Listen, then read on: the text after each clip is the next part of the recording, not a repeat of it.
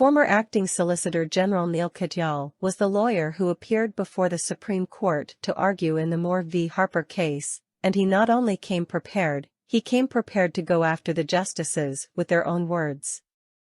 As the counsel for Common Cause, Katyal walked through the ways in which the Supreme Court inserted itself into the state laws after previously saying that they were leaving laws up to the states to decide, which is yet another contradiction.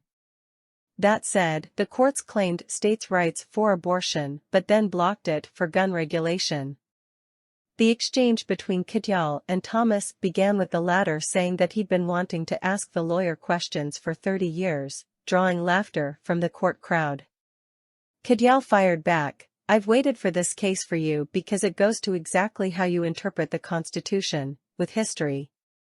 He went on to explain how the history of the courts shows just how wrong the Republican side is.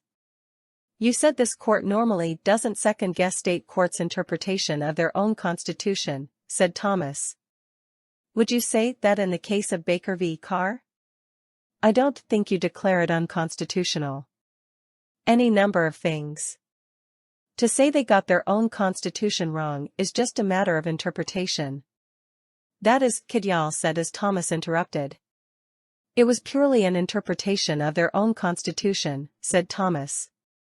"And violation of federal law," said Katyal. "Yeah. In the end, it was invalidating their interpretation of their redistricting principles," said Thomas. "And Justice Thomas, it's the same point picking up on Justice Kavanaugh's questioning. Palm Beach, the court said that sovereignty was at its apex when talking about state constitutions and interpretations by state courts," said Katyal. "Let me ask you this," Thomas stepped in again. "It may be a bit unfair.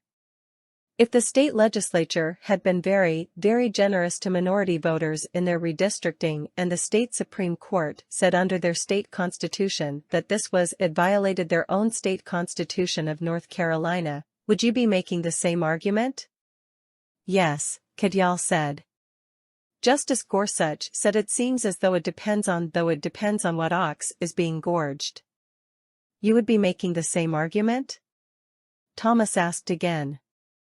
"This court never second-guessed state interpretations of their own constitutions," Katyal explained, returning to his argument that the court has never gone to war with the states like this before.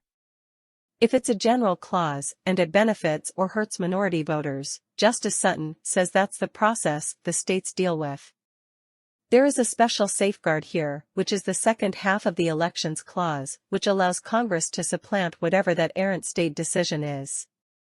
"What is the source of the authority for the state of North Carolina's Supreme Court to be involved in a federal election?" Thomas asked.